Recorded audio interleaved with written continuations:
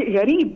الست دي كانوا ليل ونهار اولا انا سافرت رحت اعمل عمره وانا يعني مدير الاوتيل هناك اسمه الاستاذ عادل عبد العزيز قال لي يا سهير كان عندي هنا محمود عبد العزيز ومراته قاعدين في السويت بتاعك ده. يعني في شهود كتير تتقال، مش انا، ده العالم العربي كله عارف. يوم نيجي النهارده نعمل كده في محمود عبد العزيز، نعمل كده في الراجل اللي في دار الحق دلوقتي، ازاي ده؟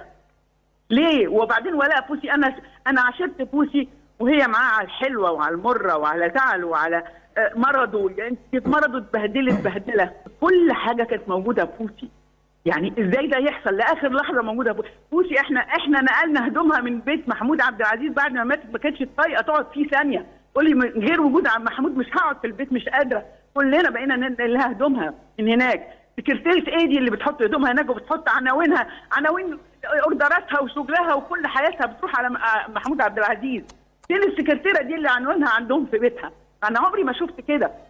ايه اللي بيحصل ده؟ ليه تعمل كده بفنان كبير زي ده؟ ليه في الاواخر نعمل كده وهو في دار الحق؟ بوسي عيله كبيره قوي قوي قوي قوي، وعيله محترمه جدا وليها اخوات محترمين جدا، فده عيب ان ده يحصل، عيب. ليه؟ عشان ايه؟ وبأمارة ايه ده؟ دلوقتي جايين دلوقتي، ياه، حاجه يعني حقيقي حاجه تحزن بجد. هي اولا هي كانت هنا في زايد، هم هنا في زايد دلوقتي، هم في زايد يعني يوم عنوان فاتت بشيله تقريبا هم في زايد، وفي محي الدين ابو العز من عناوينهم معروفه يعني للجميع. بيت الزوجيه. ايوه يا ستي، وهي معاك كل حاجه، هي كل حته في البيت معموله على ايديها هي.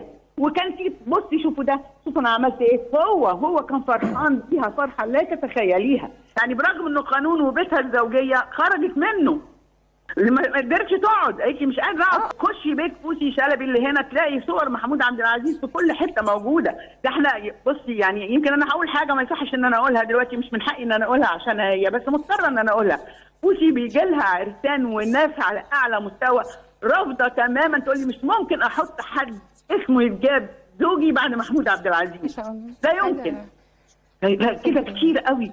انا وجوزي وهي وجوزها محمود عبد العزيز على طول قاعدين مع بعض، يا بنسافر مع بعض نروح الساحل، يا بنقعد هنا في البيت، يا بنروح عندهم، يا بننزل نتعشى في حته.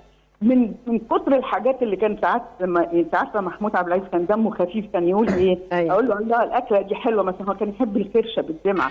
جعان، هو احنا بناكل فراخ كل يوم؟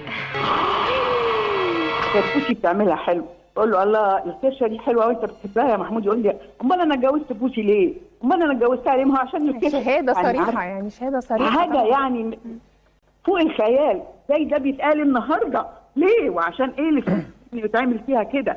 قولي لي.